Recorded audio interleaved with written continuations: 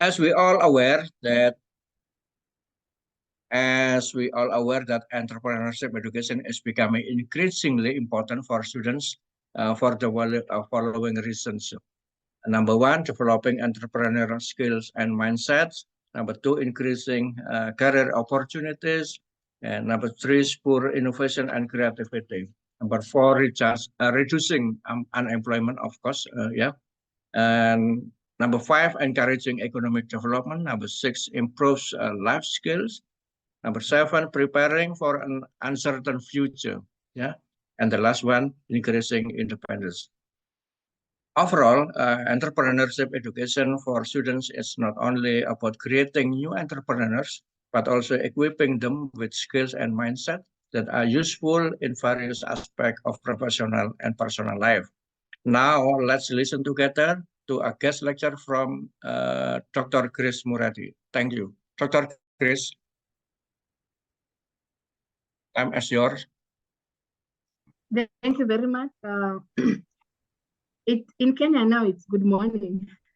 Good morning. Yeah, good morning. Now it's good afternoon. It's actually 8 or 7 a.m. now. You are 4 hours ahead of us. So good morning, good afternoon. Good morning. Good morning, Dr. Chris. Okay. Thank you very much. Thank you for having me. I'm very happy to have this conversation with you today. Of course, I'm still looking forward to meeting you maybe next week in Indonesia. I hope that I'll be able to see some of this physically. But today we want to have a conversation around entrepreneurial education and training. Yeah, because as Professor has said, we find that as in Indonesia, the small and medium enterprises are contributing to job creation and economic growth, which is similar to Kenya. We'll be looking at both education and training. And if you allow me, I would like to share my screen. Can I share from this end? Just a minute.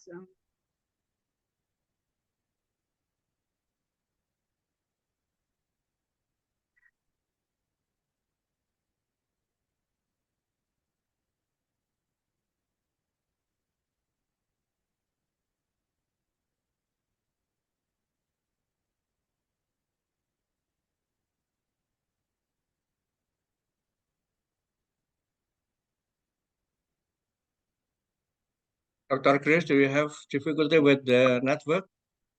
Wi-Fi network? No. I'm just I'm trying to share the screen. It's okay. Just 2 minutes. 1 minute. 1 minute. Okay. Thank you. Yeah. I just want to share. Can you see my screen? Yeah, it's appear. Yeah, it's appear. Okay. Go ahead. Can you see my screen? Is it clear on your end? Yes, sure. We can see it. Okay, go ahead. Yeah. Fine. Thank you very much. So let me introduce myself. My name is Dr. Grace Mureithi. I'm a lecturer at the University of Eldoret in Kenya. University of Eldoret is one of the public universities in Kenya. It's actually one of the youngest universities. We were given a charter in 2014. So we're about 10 years old as a chartered university. My area of specialization is human resource management, and my area of interest in research is human resource development. So I'm very interested in aspects of learning, education, training, intellectual capital, human capital, and all the aspects and the components of intellectual capital. I also enjoy doing research. I enjoy doing research, so I'm always one way or another doing research. I'm also getting into the space of social entrepreneurship, and I hope that when I come to Indonesia, we shall be able to share a bit more around social entrepreneurship. Today, our lecture is on entrepreneurship education and training. And I'm going to share the experiences of Kenya. I'll give you a Kenyan context. My lecture is not around theories of entrepreneurship education. No. It's just about sharing the experiences of Kenya. And then we share, and you share with me also the experiences of the other end, so that we see what is missing, what is there, what are the opportunities that we have, and what are the challenges that we have. Let's compare the challenges and see whether we have similar challenges. And then let's speak together and see whether there is a way we can be able to recommend, solutions to some of these challenges that we're facing. If you allow me, let me tell you a little bit about Kenya so that you have basically a background of when I say Kenya, what I mean. Kenya is a country in the African continent. It's one of the 54 countries in Africa. We are in the eastern side of Africa. Actually, we border the Indian Ocean. We have the coastal region is around the Indian Ocean. We're not a very big country. It's about 225,000 square miles, around 44 million in terms of population. And the largest number of our population is the youth. Those aged 35 and below, that's the largest section of the population. Other than that, also the country is quite inter-ethnic. We have around 44 different ethnic groups in Kenya. So it's really, there's a lot of diversity. It's a beautiful country with a lot of wild animals and fauna, and we enjoy that. So when I talk about Kenya, probably you'll be able to figure out, just in your heads, you'll be able to picturize what you're talking about. So we'll talk about entrepreneurship and education, and I will give a Kenyan context. Okay. So this is an overview of what you're going to look at in this lecture. Of course, I'll begin with an introduction of the lecture, and then we'll look at the meaning of entrepreneurship, education, and training. We look at the relevance of it. Professor has already mentioned a bit of that, and I'm going to add to what he has said. Then we look at the outcomes of EET. EET is entrepreneurship, education, and training. What are the outcomes? What are the expected outcomes? We look at the factors influencing outcomes of EET, and the approaches to EET, and then I'll give the Kenyan context. And the Kenyan context, I'll give the Kenyan context in relation to what I'll have discussed in terms of relevance, outcomes, and the factors and the approaches. There'll be a relation between those four sections. And then together we look at how then do we foster entrepreneurship, education, and training. How do we foster it? How do we enhance it? How can we benefit from it? And lastly, I'll be able to give a conclusion. So welcome to the lecture. And towards the end, I would like to hear your comments, and you can write down your questions so that we can have a conversation. So a simple introduction. I believe it's not just maybe in Kenya, it's in all countries, it's global. We are having challenges.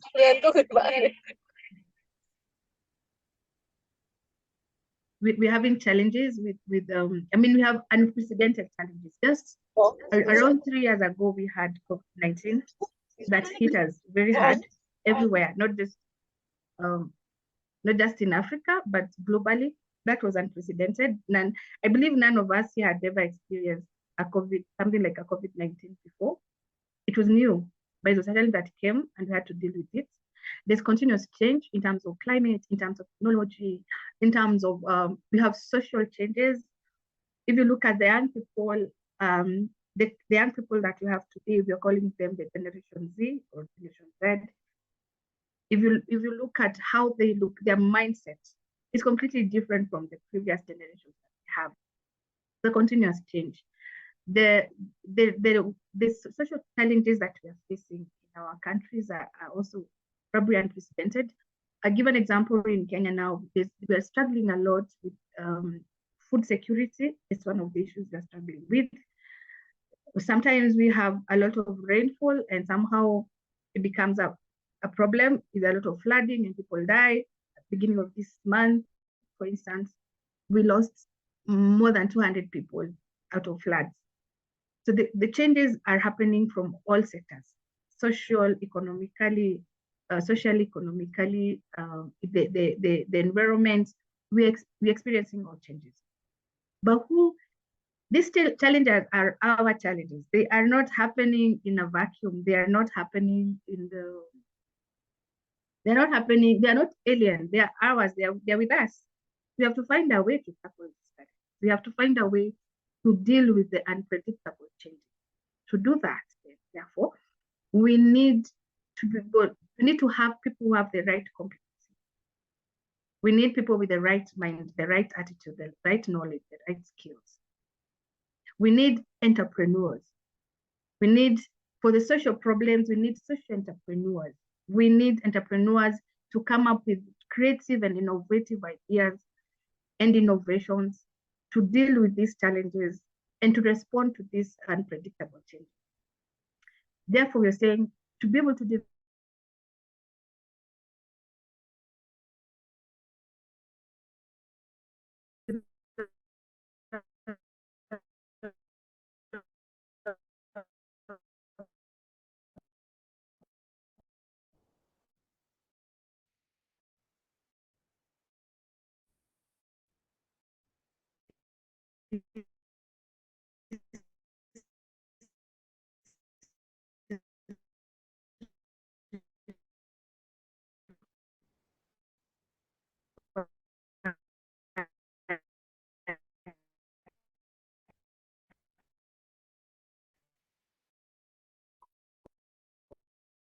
and that is why, sorry for that.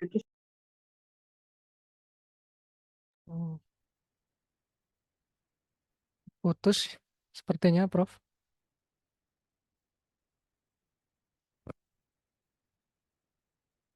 Sananya mungkin sinyalnya kurang bagus ya. Oke, Prof. Sorry, I think I got lost a bit.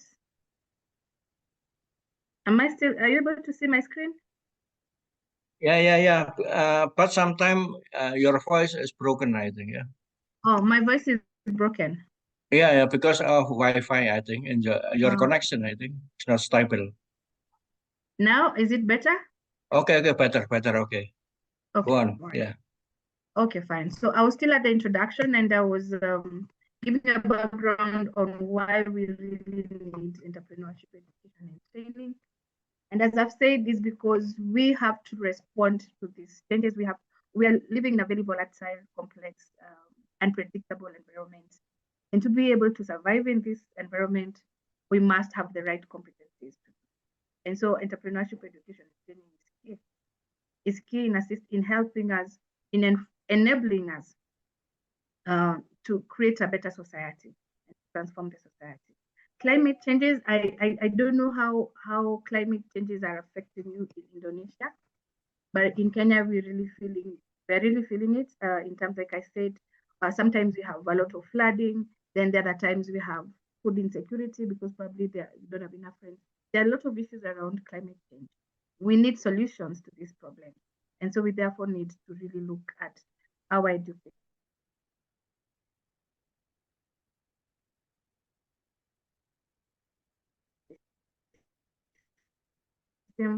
And we need entrepreneurial problems for. Okay, so sorry, I've gone back. So what is entrepreneurship education and training?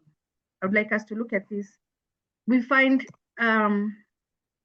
different researchers have different arguments. You find some others would only discuss entrepreneurship education and training as the interventions. Okay, that's the number one there.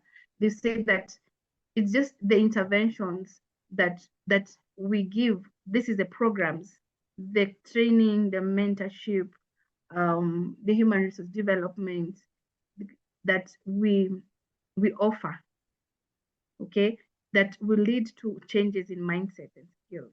Then that's basically the argument is that these are the programs that we offer towards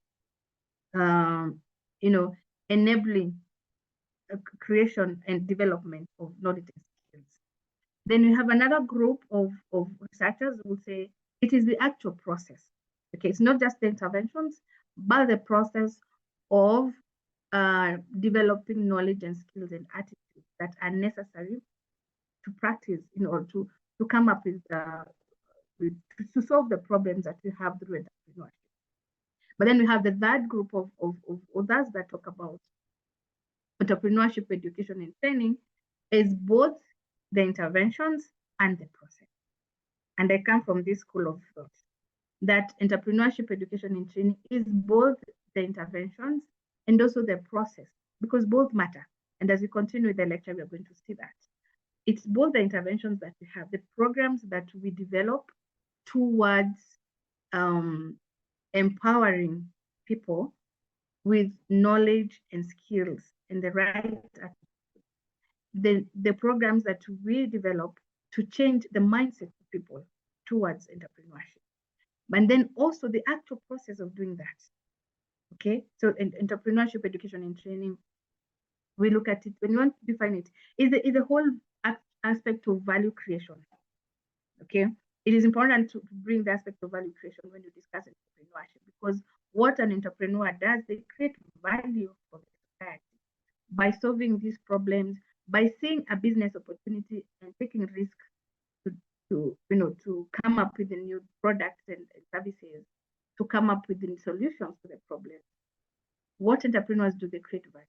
So the process of enabling or creating competencies for that entrepreneur to be able to add value or to create value to the society, that is entrepreneurship and education. I mean, entrepreneurship education and training, that process, and also the programs that we. So we can look at it that, so the third aspect, the third definition of entrepreneurship education and training combines number 1 and 2. And that's why I say I come from that school of thought. I believe that entrepreneurship education, you cannot separate, don't separate the intervention from the process. Okay, the intervention and from the process, and then we're also going to see how the outcomes become key. So now that we're in agreement on the entrepreneurship and education, let's move on to look at why it is relevant.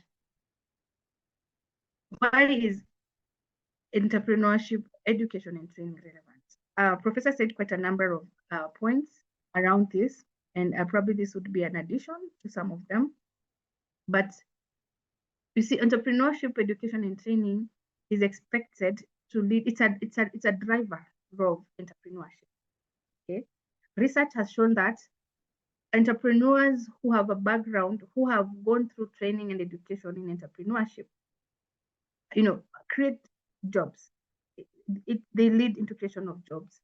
They have the ability to create jobs, and they enjoy doing that.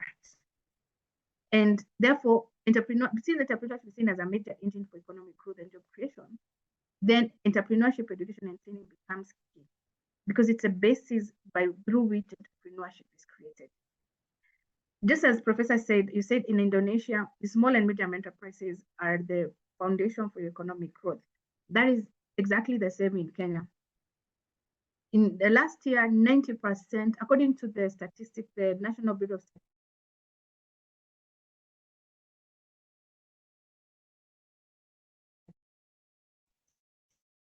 Kenya, 90% in Kenya sector. And I don't know whether to say unfortunately, but our formal sector, am I clear? Can you hear me? Can you hear me? Yes, sure. Our formal sector we can hear okay. you. Okay. Thank you. Our formal sector is declining. Our formal sector is declining. It's not able to absorb so many of the young people. Like I said initially, the largest population in Kenya is the young people. We have so many graduates every year from the universities and from the technical colleges. And when they leave the universities, we have around 50% of our graduates do not get jobs in the formal. And so they have to either create jobs, they have to find a way to create jobs. And we have a section of the informal sector that is what we call necessity entrepreneurs. And this is huge in Kenya. The necessity entrepreneurs are those who get into entrepreneurship not by pull, but by push. The push factors, the problems that they're facing in their life pushes them into entrepreneurship. But that entrepreneurship feeds them. It's what puts the food on their table. Okay, it is what it is what gives them a living. They live by that entrepreneurship. So for such people, we realize that it's important that they get this kind of training, because then it helps them to stabilize their businesses. So entrepreneurship is important. It is let me say, the backbone. It's the backbone of economic growth, even in our country. And to be able to have sustainable entrepreneurship, to be able to create sustainable businesses, then we need entrepreneurship education and training. Another aspect of entrepreneurship is creativity and innovation.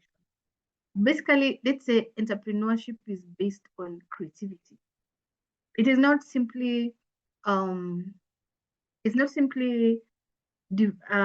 up with a business, but this business must be innovative, particularly when you talk about social entrepreneurship, where we must deal with social problems. And as I said in the introduction, we are living in a very unprecedented times. The challenges we are facing are changing every day. And so we have to be creative. We have to think.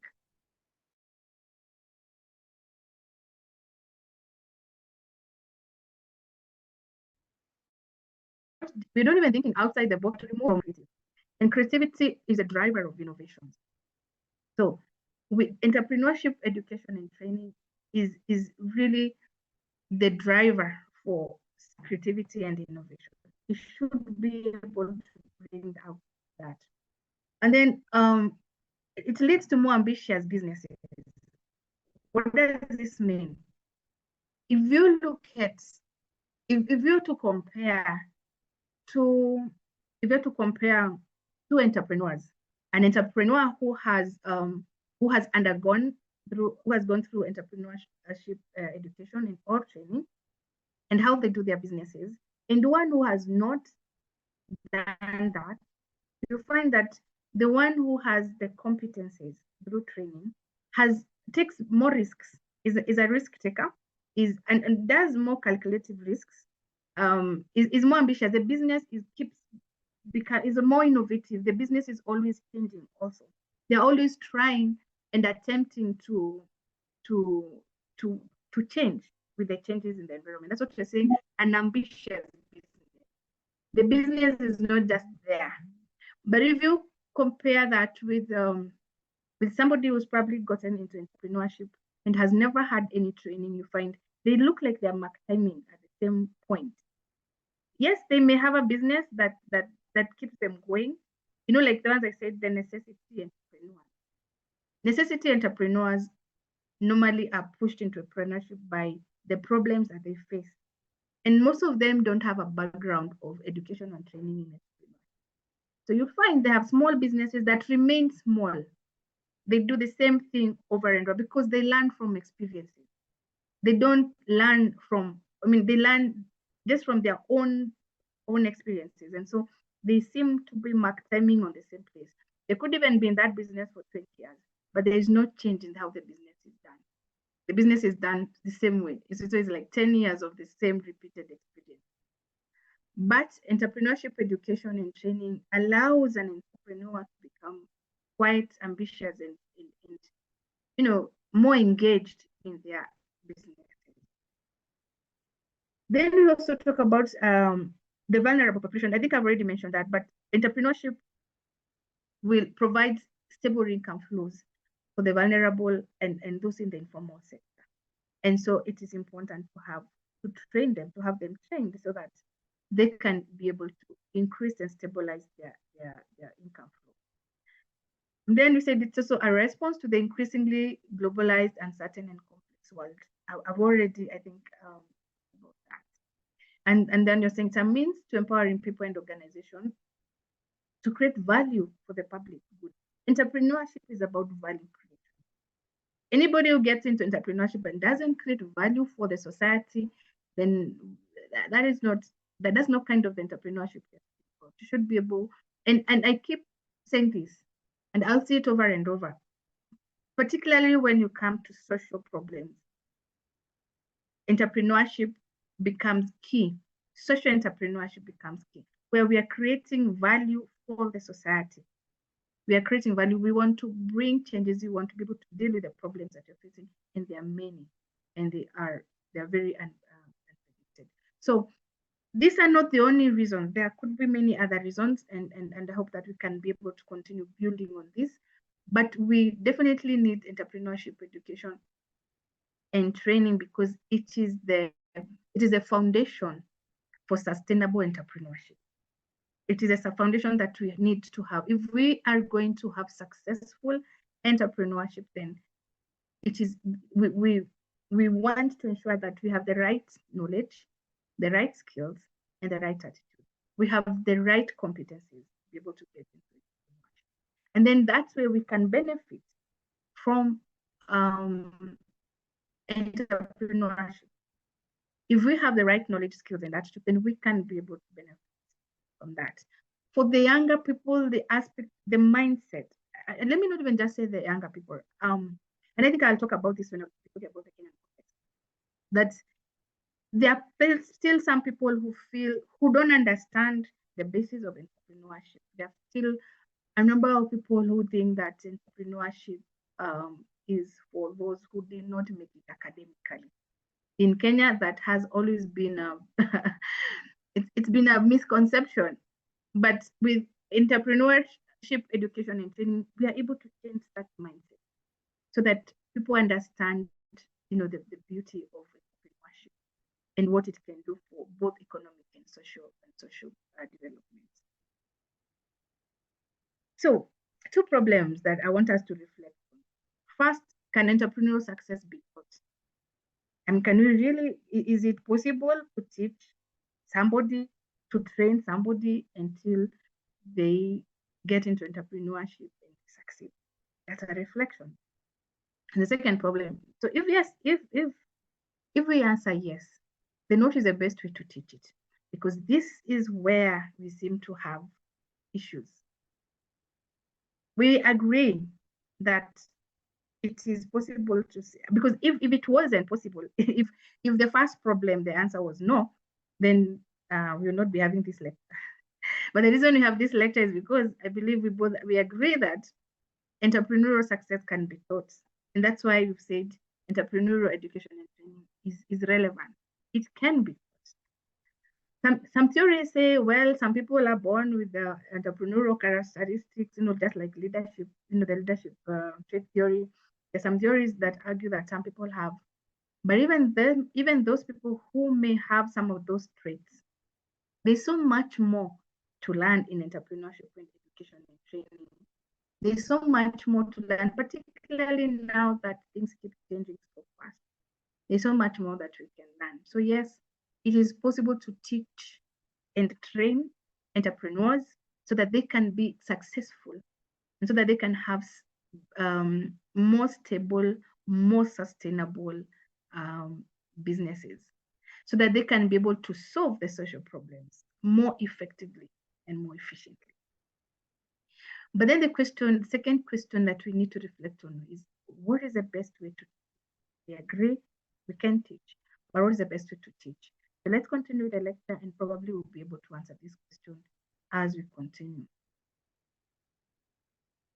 So let's look at the types of education, entrepreneurship education and training. When you talk about entrepreneurship education and training, you see there are two aspects. They actually educate. There's actually education and there is training. There's education and training. And education programs are general, very general. We find them within the learning institution. It could be at the primary level, at secondary level. I don't know what you call them at your place, but yeah, we have primary, that is, and we're going to see that later. And then they have secondary, and then we have the university level or the tertiary level. So this one focuses on building knowledge and skills about and for the purpose of entrepreneurship. I have highlighted that in red because we're going to discuss that in a little while. For and about. It's really just general theory and the philosophies and rationale of entrepreneurship. And it's not the outcomes of entrepreneurship education are not, the outcomes are not immediate. I mean, the application of the knowledge and the skills is not immediate.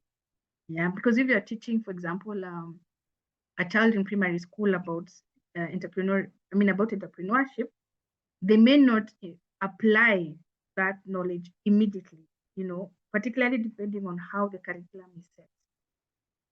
But the training programs, these are training programs are for the people already in entrepreneurship. These are practitioners already practicing. I hope you're able to see the difference.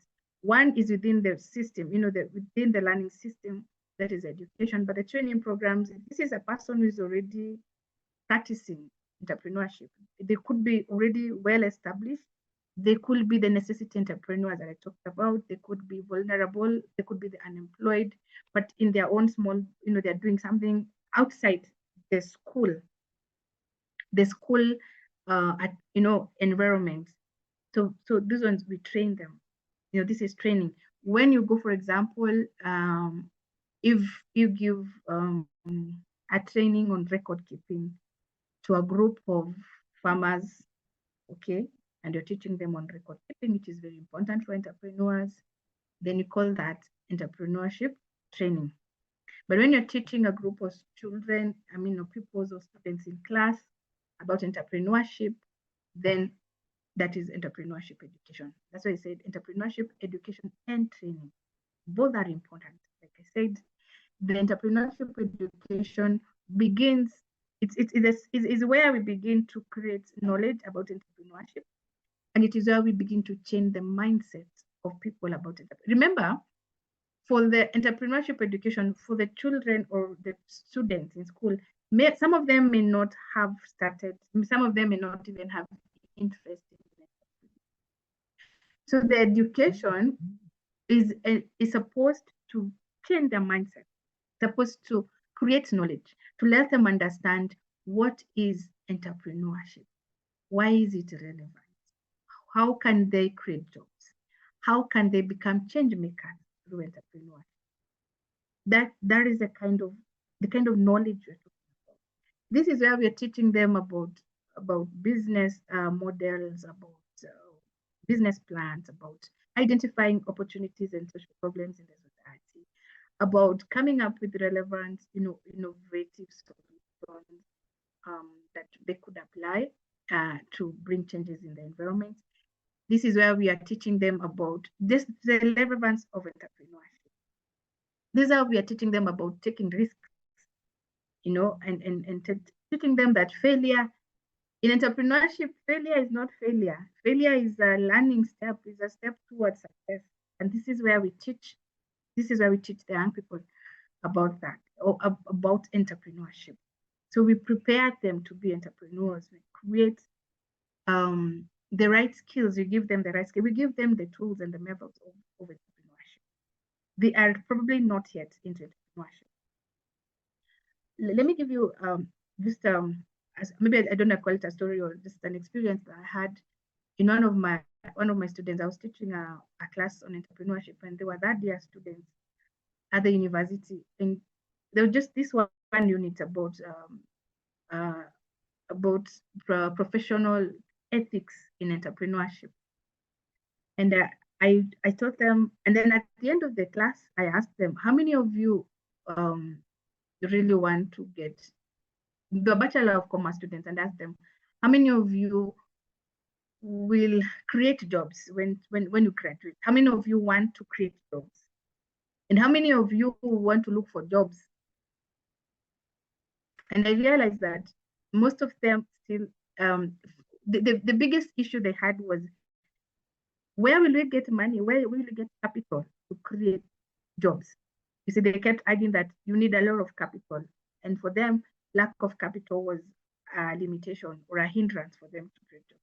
And then I realized that these students, they were in that year at the university, still had a very wrong mindset about entrepreneurship. To them, it is not the opportunity that is, there is no seeking about opportunity, but seeking, for them, they would rather have the money first before they have an idea. So my point is, entrepreneurship education is important and key, particularly for the young people who may grow up and in their homes, maybe they are not taught any values around entrepreneurship. And so we need to help them understand what entrepreneurship is about. And it can be taught at whatever level. It could be from the primary 5-year-old, 4-year-olds can start learning about entrepreneurship. They can begin learning about entrepreneurship. They can start getting the mindset shift and getting the skills and get in small bits they can be taught. And then now the training programs are for those who are already in entrepreneurship, those who are already practicing entrepreneurship. Why is it important for them? It's important because we said, one, if I may look at those who get into entrepreneurship without a basis, any basis, they are pushed into entrepreneurship. As I said, you realize that they run their businesses based just on their experiences, which is okay, but which may not be sufficient in the current world that we are in, with the changes in technology and the changes in even in the customer needs and preferences. But then we also have some entrepreneurs who maybe already went through entrepreneurship education. They are already now into entrepreneurship. They are practicing. Do they need training? That would be a question. Do they need training? And the answer would be yes. They will also need training because, as I said, we have continuous changes. Every day, you can never say you have learned enough. I know even professor here will always learn something new. You're a professor, but every day there's always something new that you're learning. So even if you're an entrepreneur for 35 years and you have done all the entrepreneurial education, that there will always be something new you can learn. In every sitting, there's something new you can learn. So there's also need for training those who are in entrepreneurship, particularly on the change in the digital literacy. I've seen that in Kenya. I've seen people who've been in business for long, but the digital, the changes, the use of the digital space, they are struggling. You find people who are not able, for instance, to let me give you an example of this. I have a friend who does poultry farming, and he does poultry farming and egg production. And then there's this young man who buys eggs from him. The young man does not keep any poultry, does not have any chickens. He just buys the eggs from the farmer and then sells them online, sells all his eggs online. He doesn't have a single chicken. So the farmer does all the farming, the young man. So this farmer was talking to me and saying, look at this young man. I mean, he doesn't have a single chicken, but he makes more money than I do as a farmer. Why? Because the young man has taken advantage of the digital space. He's selling his eggs online, and he doesn't have to keep any chicken. He just buys them from the farmer. And so I was telling the farmer, now you need to be digital also. You need to take advantage of technology. You could be selling your eggs. You see, he's been an entrepreneur for a long time, but has fear of getting into the digital space. And that's the reason I'm saying that entrepreneurship, education, and training is key. Training is also key for those who are already in entrepreneurship. They still have something that they can learn. So when you're talking about entrepreneurship education and training, this is what you're talking about. The general knowledge about entrepreneurship that we get in education, but also the specific knowledge and skills that we get through training. Specific because if you're training somebody who is already in the field, they will tell you their needs because they know their needs. They will tell you, like this farmer was saying, I am having challenges with the digital, moving to the digital space. I'm not very comfortable marketing my product online. I don't know how to do it. And that person needs specific training on that. Another person will say, I don't know how to keep records. I have been in business for long, but I'm struggling in doing my record keeping. That person is calling for specific training. Another person will say, I don't know how to respond, to the changes. To my customers, I don't know how to. My customers have preferences that I'm not able to respond to. So you find that training programs are very specific, and they're driven towards the needs of the entrepreneur, specific needs of the entrepreneur, while the education programs are really general in their provision. So what are the expected outcomes of entrepreneurship education and training? What do we expect if we train, we educated the young people in schools, or we train the entrepreneurs in the industry? What are we expecting from that? Number one is entrepreneurial mindset. Entrepreneurial mindset is a growth mindset. It's not a fixed mindset. You have to be willing to grow, to move from one step to another, to grow, to continuous improvement. So one of the expected outcomes of this education and training and entrepreneurship is a change in how we see things, a change in how we identify. If we see what other people are calling social problems, an entrepreneur sees opportunities. That's a mindset. When other people are saying, that there is food insecurity, this is a problem, an entrepreneur sees an opportunity that they could come up with an enterprise. They could come up with an innovative solution to the food insecurity. So that entrepreneurial mindset, we want to see that change. We want to see young people who are more creative, more innovative.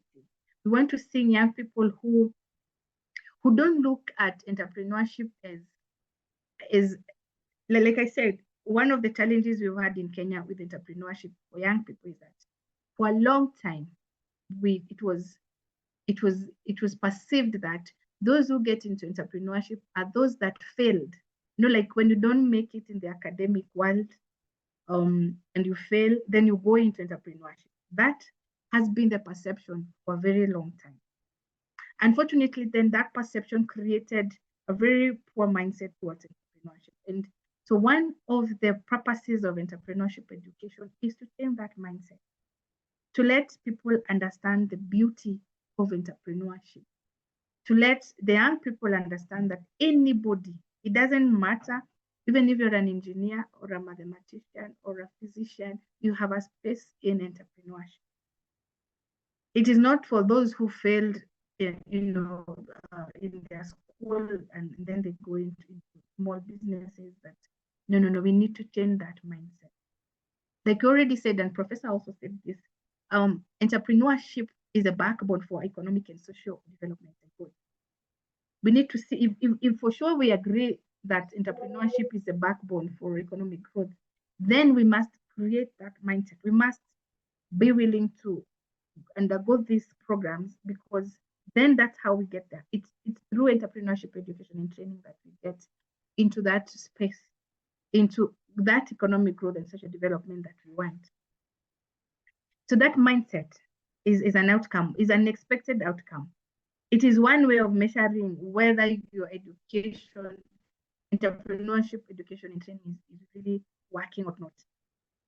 By seeing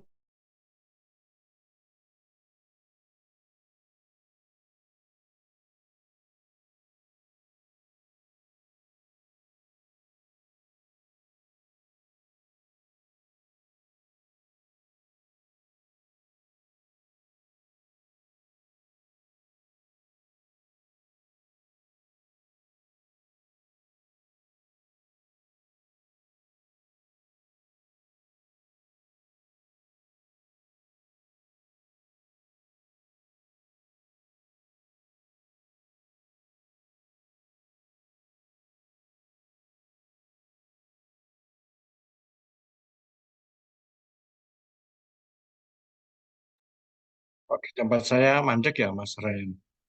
Iya, sama Prof. Sama Terputus ya. lagi sepertinya. Oke, Prof. Terus, enggak. Ya, kita tunggu aja kalau begitu.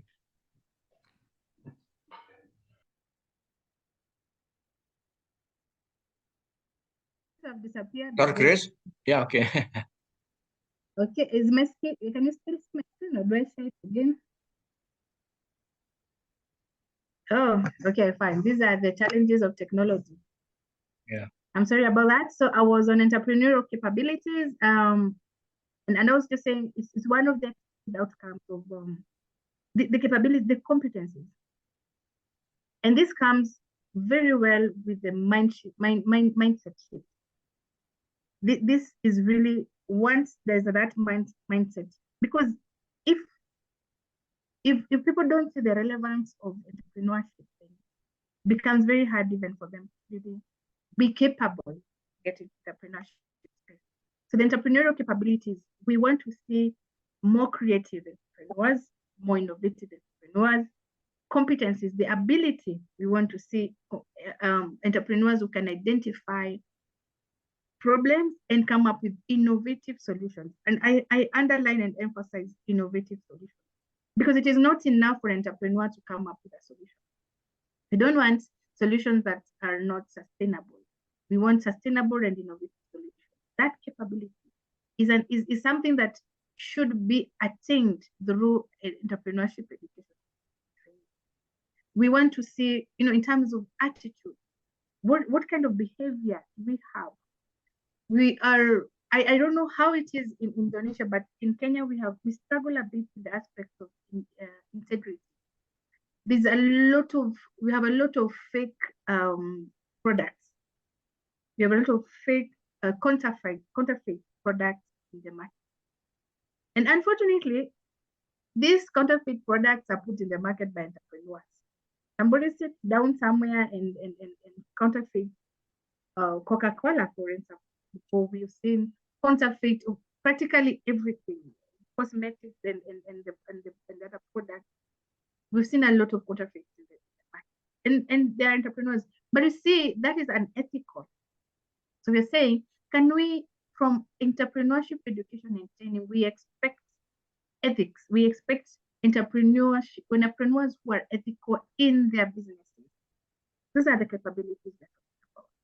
We are talking about entrepreneurs who will be able to, who are innovative enough who are proactive, that we don't sit and wait for problems to occur, then that's when we are coming up with solutions. We want entrepreneurs who are proactive enough to come up with solutions to our problems. They have the capability to do that. So those are the capabilities to do. Then also the entrepreneurial status in terms of people getting into the entrepreneurship space. Like we said, small and medium enterprises are the backbone of economic development. In Kenya, they're the ones creating more employment. So we need to see more entrepreneurs. That's the status we're talking about. We need to see more entrepreneurs. We need to see if we are offering entrepreneurship education and training and it is effective, then we will have more entrepreneurs. We'll have more young people getting into entrepreneurship. We'll reduce youth unemployment, because with status, we will have more people into entrepreneurship. We will have more creative entrepreneurs. One of the challenges I see in Kenya in terms of entrepreneurship is duplication. Duplication, like somebody starts a shop, like you're selling probably clothing, and then in another 6 months, the whole of that street, everybody is selling the same type of clothes at the same price from the same, and there is no innovation really per se. And so within 1 year, then these people, their income levels reduce because they are competing for the same customers in the same space. Then becomes a challenge again. Okay? So we want to see more innovations, as an outcome of entrepreneurship education. More outcomes, more people going out into other more innovative spaces. And then of course this performance is very important, particularly for entrepreneurship training.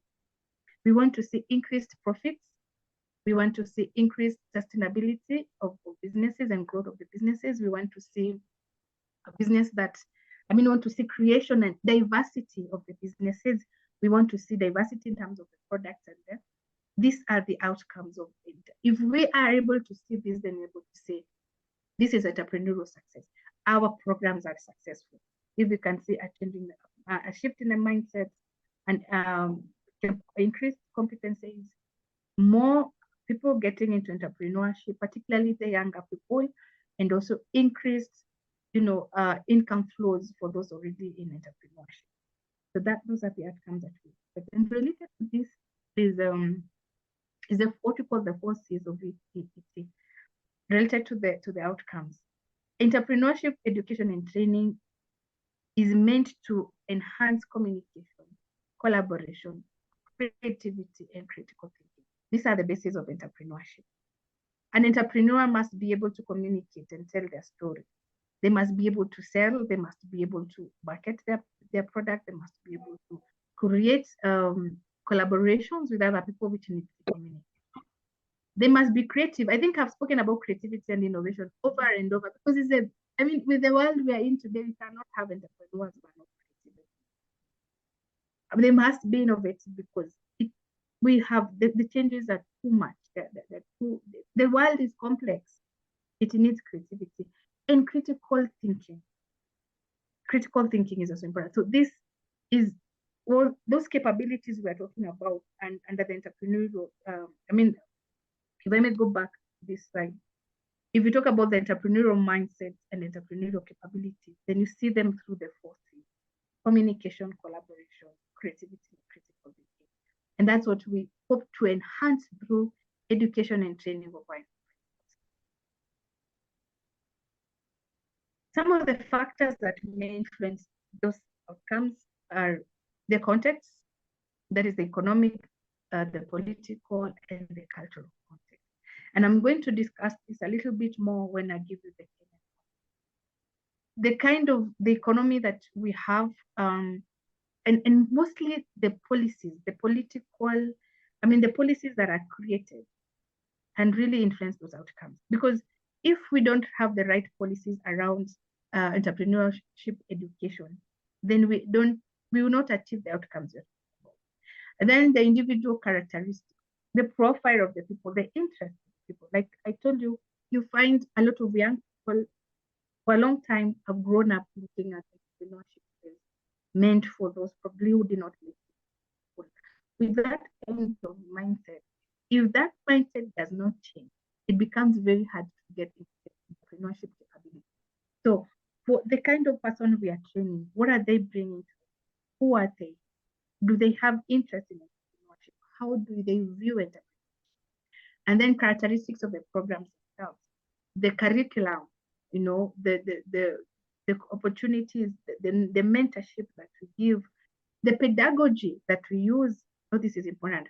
I will, as we continue, we'll look again at the context and the characteristics of the program, because those two have really affected entrepreneurship education and training in Kenya, particularly the context around the policies created by the government, and also how we offer the programs in entrepreneurship education and training.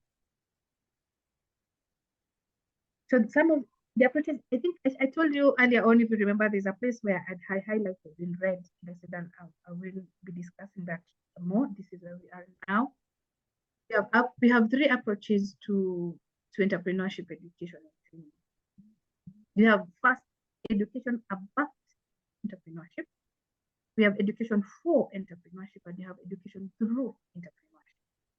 Education about entrepreneurship is theory about entrepreneurship. It's simply about the theories, the philosophy, the rationale of it. You are basically just educating people about it. And this is what happens in our education system. They're teaching about it, about it. Just creating knowledge, the know-how about it.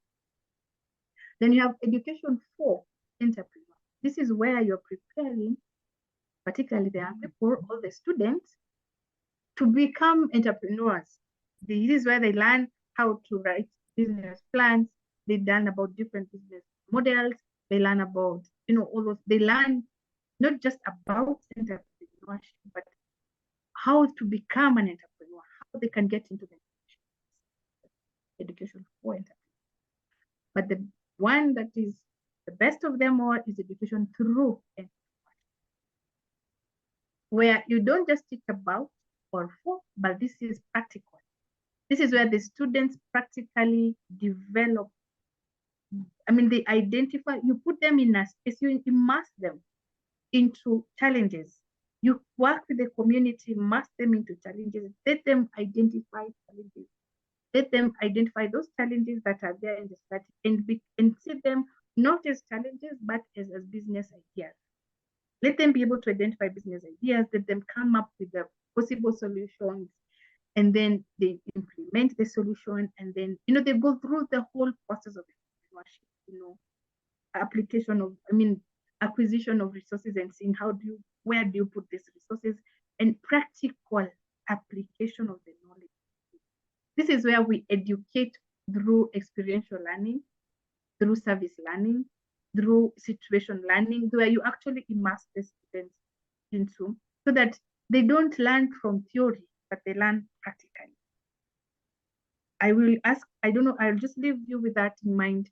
I don't know whether that is how entrepreneurship education is in your country, but that is not how it is in my country. It is the best way, is the best approach of educating, of entrepreneurship education and training. But unfortunately, we find it is not what is on the ground. We find a lot of education about and for entrepreneurship. I will be coming back to this slide as we continue. So just keeping it somewhere at the back of your mind, we may refer to it again. So Dr. Chris? Yes? Dr. Okay. Dr. Chris, you talk almost 1 hour. I think it's time to question and answer session, I think. Yeah. I think it would be interesting, I think, for our discussion today.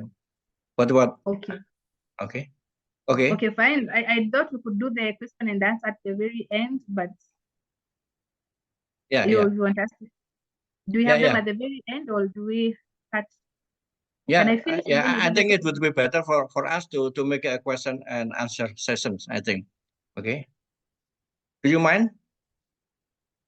My worry is that will I be able to finish this section if we do the question and answer now? Okay. Can you finish in 10 minutes? Yes, I can. Okay. Let me finish and then we do the question and answer. Okay. Thank you. Okay, go ahead. Thank you. So let me give the Kenyan context, because it really then brings home everything that we have discussed. In the Kenyan context, let me skip this and just go here. The Kenyan system, we have had 3 systems of education. We had one pre-independence. Immediately after independence, we had what we call the 743.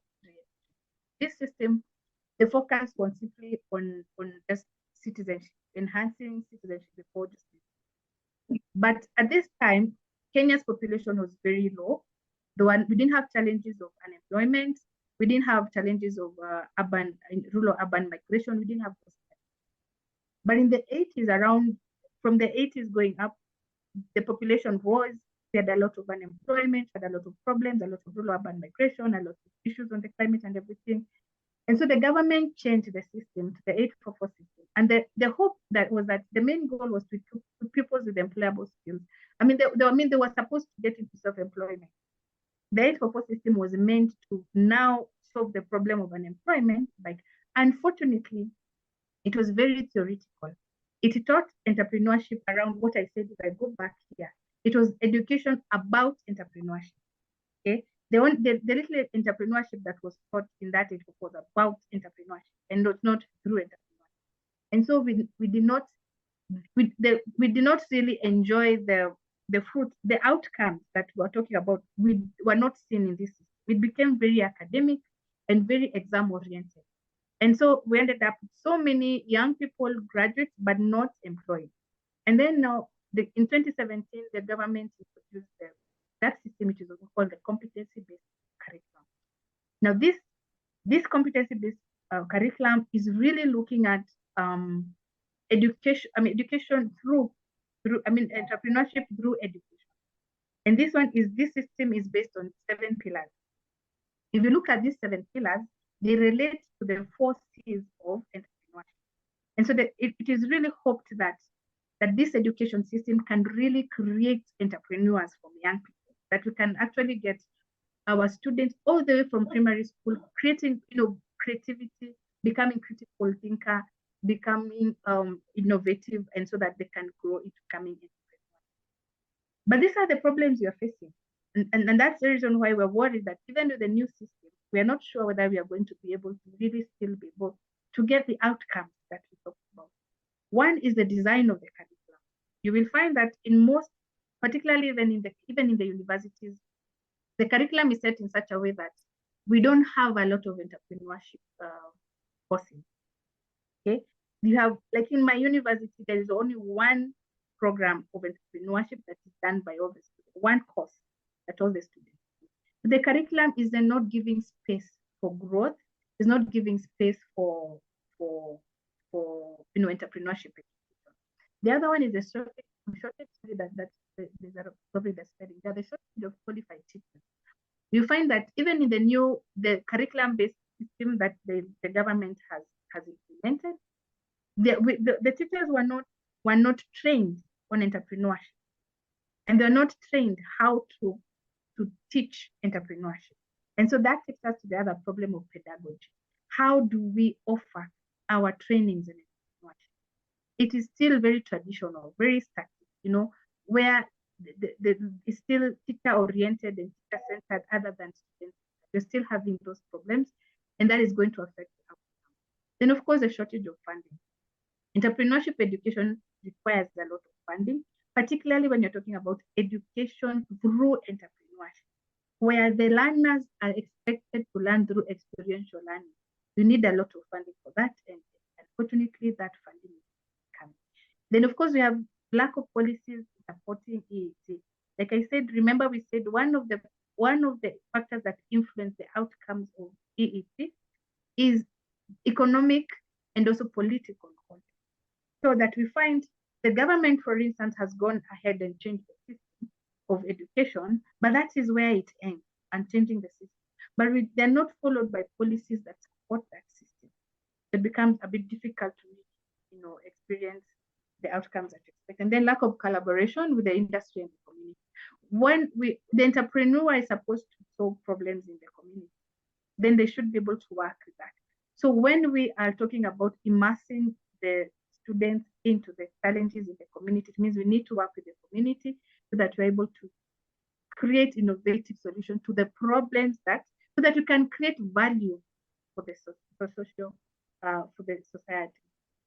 And so this is my last slide. So what do we do then? How do we foster entrepreneurship? In relation to everything that we have discussed, we need to develop competencies of education. We need to develop it has to begin with educators having the competencies. Then you also need to create awareness on the benefits of it. In this lecture, we have discussed the relevance of EET.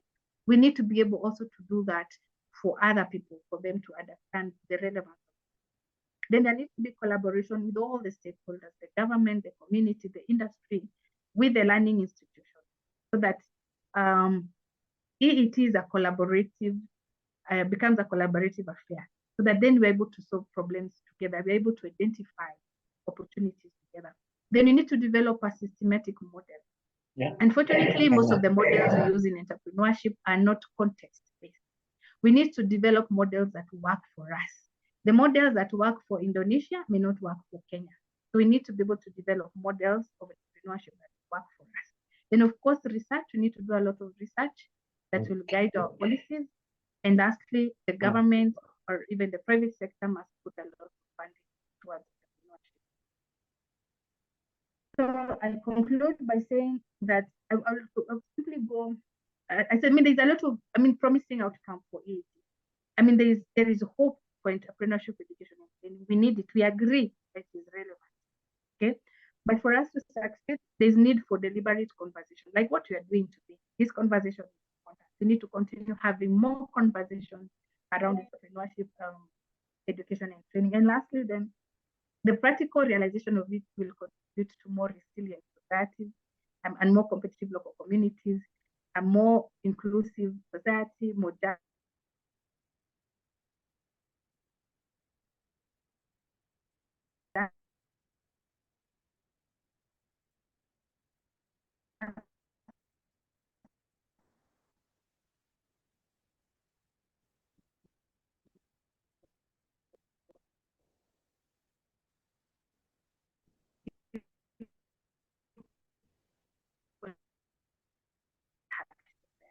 My lecture, and now I will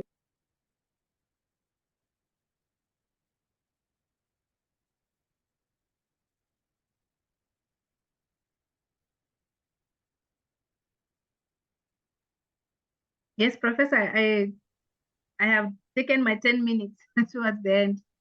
Okay. Okay, thank Yeah. you very much, Dr. Chris. I think it is interesting to hear the lesson from you, I think, about entrepreneurship education and entrepreneurship program. Yeah. I think, as I mentioned earlier, I think uh, entrepre- um, entrepreneurship education, I think, is very important, especially for developing entrepreneurial skill and mindset of our students, and also sports innovation and creativity. I think that's very interesting. And now, question and answer session will be led by Mas Ryan Sugangga. Okay, Mas Ryan, silakan. Okay, thank you, Prof. Budi, Dr. Chris. Thank you very much, Dr. Chris, for your presentation about the importance EET, entrepreneurship, education, and training. And you said so about the result of the ETT, entrepreneurial mindset, capability, status, and performance. Okay, for the audience, please, if anyone wants to ask for Dr. Chris. Miss Amelia, maybe, or Okay, Mr. Atau Ryan. begini, Mas Ryan, Oke. alternatively, mereka bisa menanyakan dalam bahasa Indonesia, kemudian Mas Ryan yang Oh, oke. menerjemahkan. Oke. Mereka tidak Oke. sungkan ya. Kalau mau bahasa Oke. Inggris directly, oke, bagus. Kalau enggak, kita bantu terjemahkan. Gitu nggak, Mas Ryan? Oke, siap, Prof. Oke, Ya, jadi bisa monggo. bertanya dengan bahasa or with English. Silakan, ini sudah ada Bu Amelia, Miss Amelia, and Mr. Fariham ya. Oke. Good afternoon, everybody, and distinguished colleagues and Anna guest lecturer, Mrs. Dr. Chris Mureithi. I want to ask about that. Okay, we know the AET program also aims to increase awareness of the importance of entrepreneurship as a career choice and its contribution to economic growth and job creation. But how should we find a solution for someone whose passion is not entrepreneurship? For example, his passion is as an artist or an expert in mathematics and other science. Sorry if this question is not good. Thank you very much. Yes, I think I can take another question and then I'll answer them together. Your question is clear. I got it well. Thank you. It's enough, Okay, Mr. Ryan. enough. Okay, maybe next question ya, Mr. Fariham. Okay, go ahead, Mr. Okay, thank you. Can you hear me? Ya, dapat Okay. didengar, Mak. Okay, thank you. Thanks for the opportunity. And it is interesting, yeah, because in the first slide you convey that the statement to develop the required competences, the right education is a key. And you said explain before about the vocational education.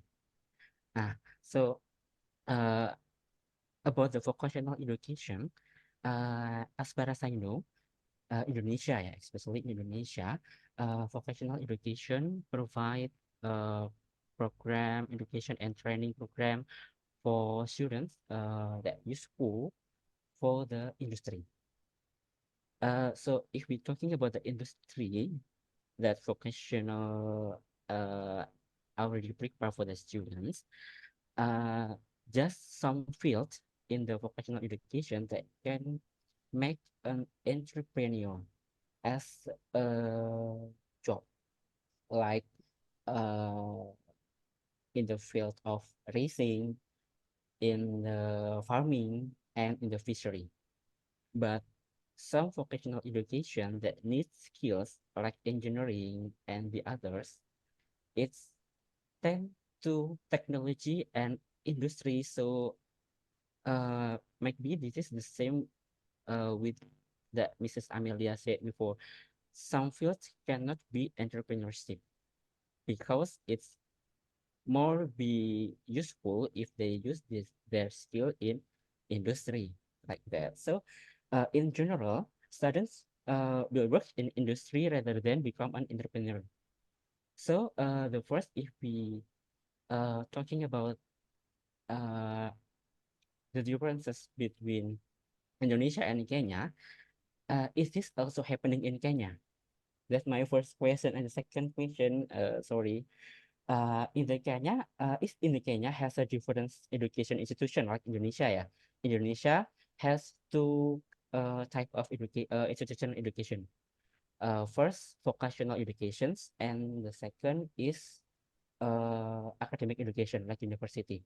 The vocational education in Indonesia like polytechnic, and academic education Indonesia like university.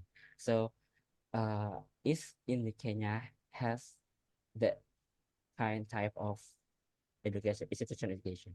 Thank you. Okay, thank you, Mr. Okay, Fariham. thank you. Okay, it's okay if to next question again, Dr. Tris. Third question. I can take, yeah, let me take some and then that the ones that are similar, I can ask them together. And take another question, yes. Yeah, okay, Doctor.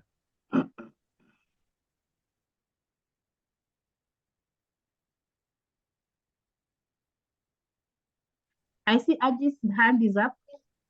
Okay, Mr. Aji, you can give a question. Okay, thank you very much for this opportunity. Talking about education and entrepreneur, I want to know about education in Kenya. Is the priority of the soft skill for the young generation for the as entrepreneur? Because I think now in Gen Z, almost the people want to be entrepreneur but not have the good skill. They want to be like similarly as a friend and want to get the small business. So my opinion is in Kenya, what is the first soft skill for the Gen Z to get success in entrepreneurship? Thank you. Okay, there are fourth question, yeah. Miss Amelia, then Mr. Fariham, then Mr. Aji. Okay. Okay, Maybe thank you very much. Okay. Sorry? Okay, thank you very much for your questions and for your contribution. I like the questions. I really do. So there's, sorry. The first question was around how to find, I mean, in terms of increasing awareness about entrepreneurship and the relevance. And the question was around if the person does not have a passion for entrepreneurship, how do you create? Now, when you talk about entrepreneurship mindset shift, one thing is that they said anybody can be an entrepreneur. Even a physician can be an entrepreneur. You know, the problem is we have always looked at entrepreneurship simply as just creating a business, you know, like looking for an opportunity and creating a business and everything else that goes with it. But I kept saying in my presentation that we have a lot of social problems. We have a lot of social problems. And now we are moving into the space of social entrepreneurs.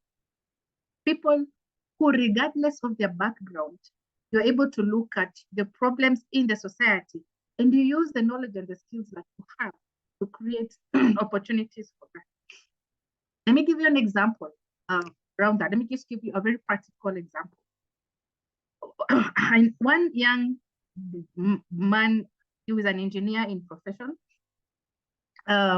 He was having a nice time with his friends around one of the lakes in Kenya. We have a lake called Lake Naivasha. But in Kenya, our lakes have a problem of there's this plant, what do you call it? Hyacinth. There's a plant called hyacinth that grows on the lakes, on the water. So there's a lot of hyacinth in our lakes, and it makes it difficult for boats and to move around. So this young engineer, as a student of engineering with his friends, they were having fun, you know, they were having fun with his friends, and then the hyacinth surrounded their boat and they could not move. So they were stuck for 5 hours. After 5 hours, when they were assisted and, you know, they were helped and they moved, he went back home, and using his engineering skills, he asked himself, what can I do to solve this problem? How do I become a change maker in the society? How can I solve? Remember, he's an engineer. Okay? But this is what he did. He went and using all the science and the biology and the chemistry that he has learned, he came up with a product, polythene. I don't want a paper, you know, that is dissolvable. He began making papers from the hyacinth. He took the hyacinth plant, and he made papers out of it, dissolvable papers, so that those papers are used when you're planting seedlings. I don't know how you do it there in Indonesia, but normally for us, when you're growing seedlings for trees, you put the soil in a polythene bag so that the seedlings could grow. I don't know if I do the same there. But you see, we normally put it in a polythene paper, which when you want to plant the seedling, you have to remove the polythene and then you plant it. And what happened? This polythene is not good for the environment, isn't it? So what this boy did, or this young man did, he went back, took the hyacinth plant, and from it, he made a paper that is degradable, so that once you put your seedling and the soil in this paper, then you just go and plant it. You don't remove it, you plant it. It becomes part of the fertilizer for the plant. What did that young man do? He used his engineering skills, his science skills, to solve a problem in the society. So it doesn't matter whether you are in science or in chemistry, or you can always use your knowledge and skills to solve problems in the society. And that is entrepreneurship. So that young man is on one side solving the problems of the society, but he's also making money. He's making a lot of money from selling this paper that is biodegradable. He's already earned a lot of awards. He's been recognized globally for what he's doing. So that is what you're saying. You can use the knowledge and skills that you have to solve problems in the society. It is a change of mindset. So it doesn't matter. It is simply now looking at entrepreneurship, not in terms of the bottom line of entrepreneurship has changed. It is not just profit. Remember, we have 3 things for entrepreneurship: profit, planet, and people. So entrepreneurship doesn't always have to be about profit. It could be about changing the society, like what this young man did. Solving problems could be about the planet. How do I make, so you can use knowledge and skills that you have in very many other ways. That is one way of looking at it. Let's begin looking at telling our young people that regardless, even the artists,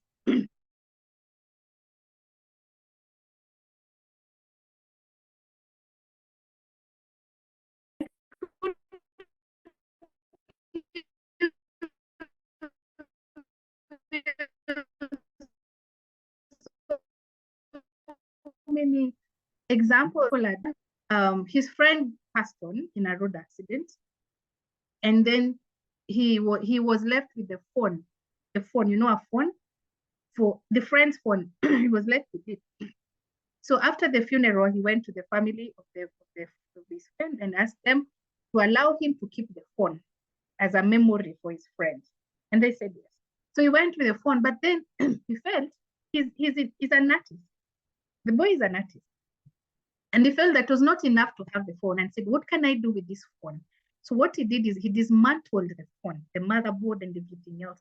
And he made some very artistic work with the phone and the different parts of the phone, the motherboard, and he framed it nicely, the difference, and he labeled them, and he made a lot of work to the people in the IT industry around understanding what a memory does, a memory card, the memory of the motherboard and everything.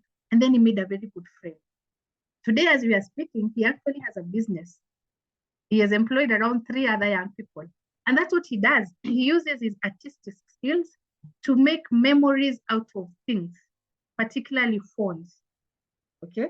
If you have a phone, your phone, you may have a phone that you really love, you don't want to throw it away.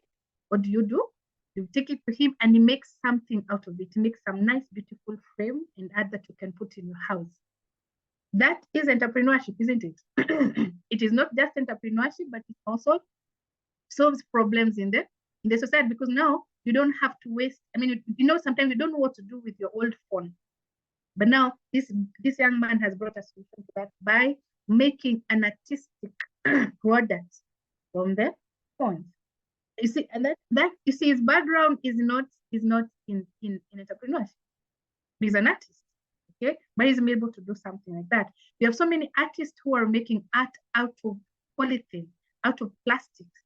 They're solving problems in the society, but at the same time making. So we need to move our mind from the profit aspect of entrepreneurship and look at the other 2 P's of planet and people. And then we're able to see that we can actually use our knowledge and skills regardless of our background into it. And then lastly, somebody asked about the priority in Kenya. Yes, in Kenya, we also have the technical and vocational education. We have, we have the academic line and we have the vocational, which is really skill-based. Then we have the academic. For example, when you talk about the system that we have now is a 2-6-3-3 system. That 3 is either at the university level, academic, or at a vocational, technical and vocational center. So at that point, the student, depending on what the student wants, those who feel they want to go on with the academic path, they take that, and those who feel. But what we agree is that it doesn't matter whether you pick the academic path or whether you pick the vocational path. All of them need entrepreneurship education. Both paths, we still need the same. Remember the outcomes that we discussed. The 2 paths need those outcomes. So we still want to embed education in entrepreneurship education in both the technical and vocational centers and also. I hope I have answered your questions clearly. Any other? Thank you. Yeah, I think, okay, Doctor, I think the first and second question from Mr. Fariham and Ms. Amelia, I'll answer. I think the last question, what skills related to entrepreneurship are most needed in Kenya for Generation Z or young people? This is a question from Mr. Aji. Or the skills. Sorry, maybe you could repeat the question again. Yeah. What soft skills related to entrepreneurship are most needed in Kenya for especially for young people? Thank you. That's a good question, and I probably didn't catch it very well, but thank you very much for it for me. Honestly, we really having challenges around creating, the entrepreneurial skills for the young people. But the soft skills that are needed mostly communication, and networking. We're having a problem with communication. And the reason we're having a problem with communication as a soft skill among our people is the influence of social media. Okay, interesting. But you find today that you find the young people seated,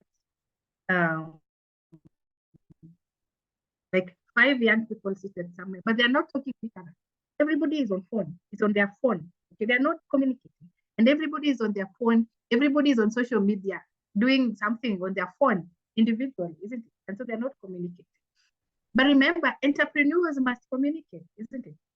You must, as an entrepreneur, you must be able to communicate. But so you find one of the challenges we are having in Kenya with the young people is communication. There is very poor communication. And we have a colingual language called Sheng. It is not English, and it's not Kiswahili. Kiswahili is our other. We have two official languages in Kenya. We have Kiswahili and English. But we have this language that the young people have developed.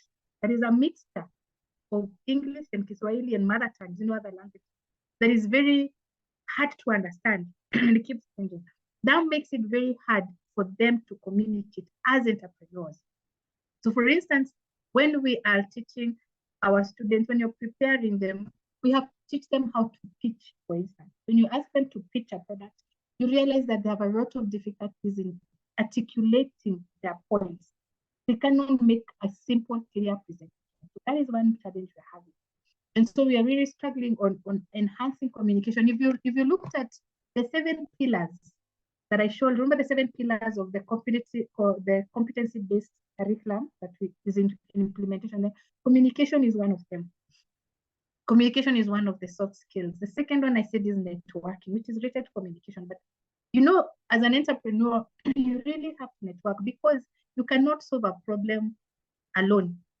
You need other people. You need to bring, it's an ecosystem, an entrepreneurial ecosystem. You have the government, you have the field, we have other team people that you have to work with. So we find another challenge we have with the younger people, how to network. How to network, not for friendship, but to network for business. It is one of the challenges. And through networking, you get funding. Through networking, you get better ideas. Through networking, you get customers. So we find that is also another problem. And then the last one, there is still a problem is the digital literacy. The digital literacy, although the digital literacy is not so much about the young people, but the older people. Okay, the digital literacy is for the entrepreneurs who are already in business. It's a soft skill that's needed for the older entrepreneurs in business. They seem to be struggling with digital literacy, and so they are not able to compete in a digital world. But for the younger people, they seem to have an advantage in that one. And then I think for the younger people, the other challenge we have is critical thinking.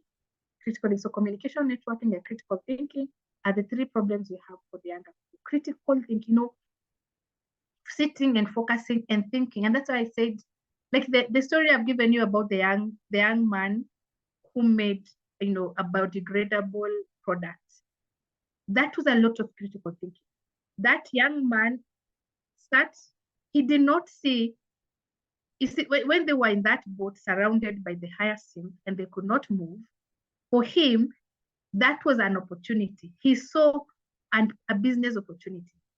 But for another young person, would only see that as a problem.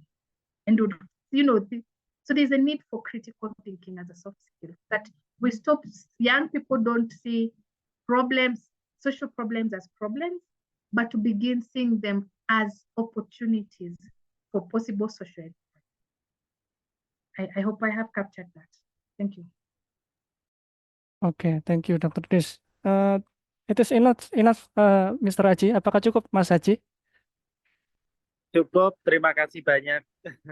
Oke. Thank you very much, Dr. Chris. Izin Prof. Budi, apakah masih ada waktu? Ya, Bapak lanjut pertanyaan. Masih, Silakan lanjut. Oke, Dr. Chris, we have another question in room chat Zoom. I will read for you. Why is bureaucracy in Kenya, the regulation, the governor is complicated, that it hinders for young people's advance and blocks avenue for innovative entrepreneurship? Okay, can you get it, the question, Dr. Chris? Please, sorry, just repeat the question. Okay, why the regulation in Kenya is more complicated? So there are it hinders young people advance for get innovative, especially in entrepreneurship. Okay, thank you, Dr. Chris. This is from Miss Dia Ayu. Yeah, okay, fine. Thank you. I get the question. Yeah, you're very right. I probably towards the end didn't mention, but remember when I said that in the lecture we said factors that influence the entrepreneurship and entrepreneurship education and training outcomes. And they said one of those factors is political context. The political context, the rules and regulations that are formed. Honestly, you're right. That is one of the major problems we have in Kenya. The regulation, one, it is not very easy to open. I mean, the business, let me say what the business registration process is a bit hectic. Although the government has tried to, by use of technology, to make it less complicated, but for young people, there are many things. There's taxation. Our taxation is really high, and it's becoming worse with days. We have a money transfer system, what we call M-Pesa, which is a digital way of transferring money. But now it's becoming very expensive for businesses because the government has increased taxes. You know, the levy that you pay for using the money transfer services, the government has really increased the VAT for that, the tax for that. So it becomes very expensive for young people. Yeah, so in terms of business registration, it's a lot of bureaucracy, it's a long process in terms of taxation. And then also in terms of capital, getting funding for businesses is also one of the difficulties that young people face, because it is not easy in Kenya to walk to a bank and you don't have collateral. The bank will ask for a payslip. The bank will ask for a title deed for you as a collateral for a loan, for example. But young people don't have that. The people in small and medium enterprises do not have that. Remember the ones that called necessity entrepreneurs? They don't have collateral. They don't have collateral for that. They don't have a basis they just need little money to do their businesses. And that is missing. So yes, that is one of the problems that we have. But we keep encouraging young people, and that's the reason I talk about social entrepreneurship.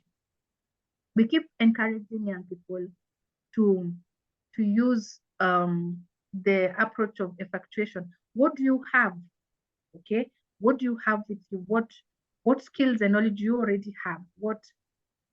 If you can start if you can be able to be a change maker in your community. Let's take, for example, the story of the students I have. The example of the young man I've told you.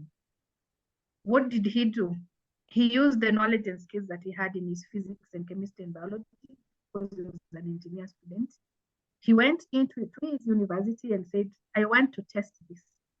I want to test this idea that I have. And the university gave him the space to do that.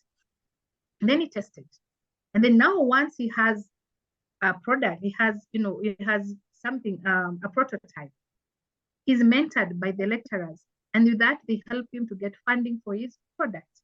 So one way to assist the young people is, for us, the educators, we have to go out of our way to mentor these young people, to mentor them, to help them overcome the bureaucracy, to help them, like I said, in communicating their ideas, in pitching their presentations so that they can be able to get funding for maybe the prototypes that they have, or the ideas that they have, so that they can be able to implement their business plans. Then we really need to have strong mentorship programs.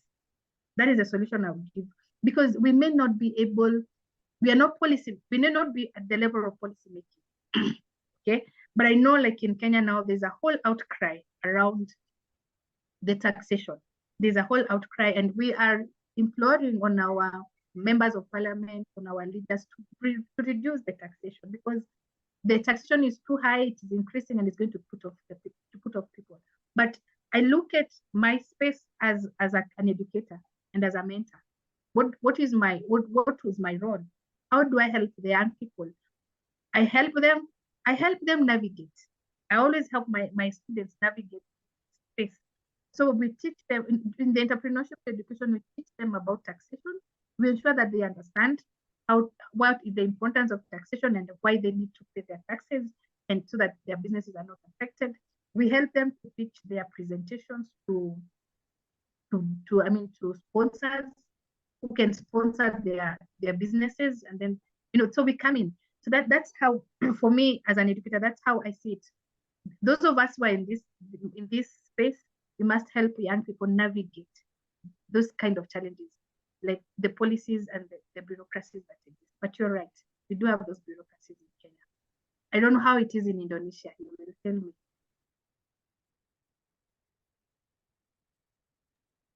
Okay, thank you, Dr. Grace. Yep, enough, Ms. Dia, yeah. I think we have similarity condition in Kenya in Indonesia, Dr. Chris. Okay. Oh, there are some question again, Mr. Fariham, and okay, go ahead, Mr. Fariham. Yeah, thank you. Before, thanks for Dr. Chris, because I almost forgot about social entrepreneurship, and we have it, social entrepreneurship. Thank you. And I have a question. After you explain about the bureaucracy in Kenya and how the governments and education make it together, what does it mean that the government gives full authority to universities to do business without looking at the legal status and mandates of educational institution? Because in Indonesia, if the education institution, education institution has a main role to do education, just education.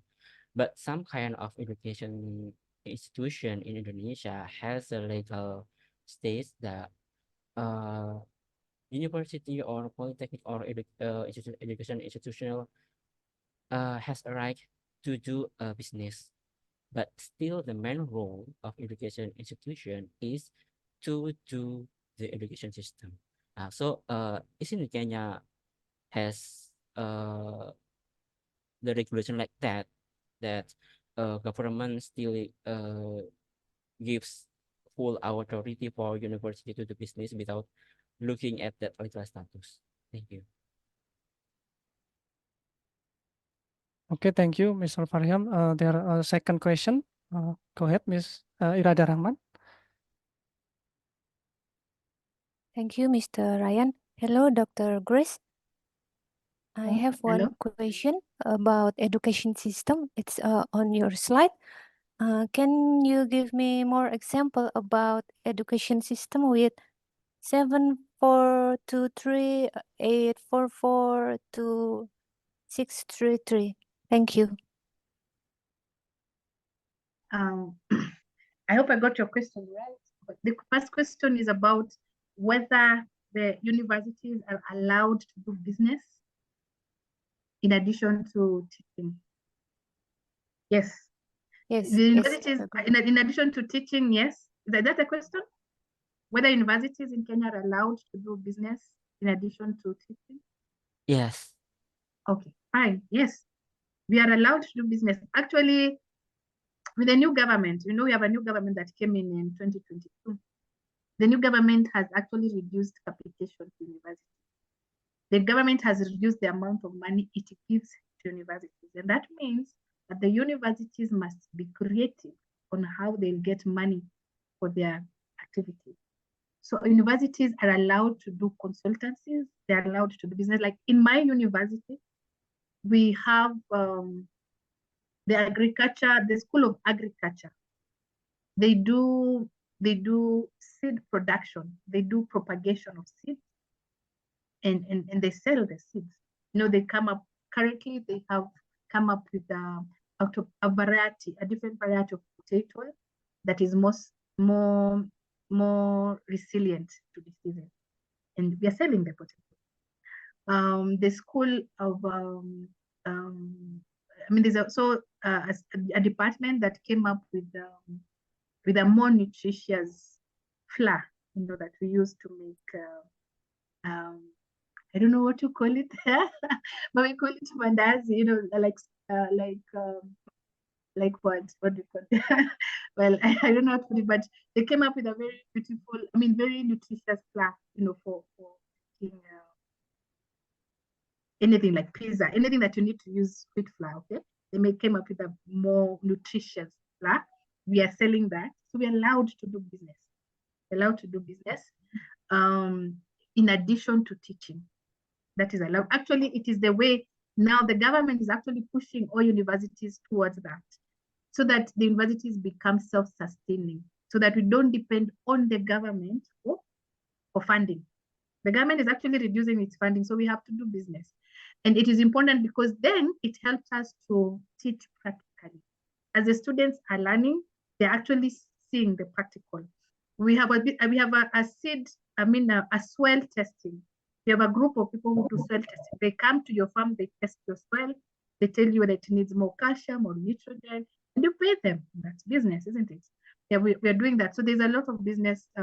We sell fish. By then in my university, we have a fisheries department that sells fish itself to the community. But through that, the students are also learning. Yeah, so that is allowed. The second question, I'm not very sure whether I got it I know that was very clear, but it was about the 3 systems of education in Kenya. Is it about the 3 systems of education? It's about education system that's on your slide. Education system with about 4, 2, 3. Yeah, it's on your slide. Maybe you can explain more about it. Okay, I can explain more. There are 3 systems. We've had 3 systems of education in Kenya.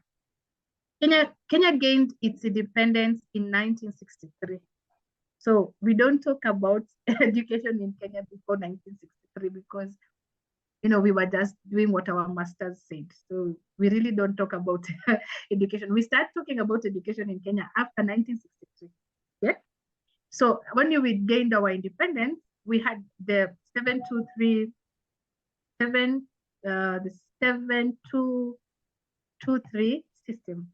Okay. So the system was basically, the system is the number of years. So 7 years in primary school, 2 years in the O levels, 2 years at the 2 O levels and 2 years in A level, and then 3 years either at the university or the technical vocational center. But that system was for, Kenya then was doing very well. We were doing very well economically. We were doing very well socially. We didn't have high levels of population. We were very few. We didn't have the problems we have. So that system was only meant, the aim of that system was to create citizenship among the young people. So in that system, they were just learning, they were learning the national anthem and just being a good citizen, nothing much. But then by 1980s, in the 80s, 80, 81, 82, the population had increased.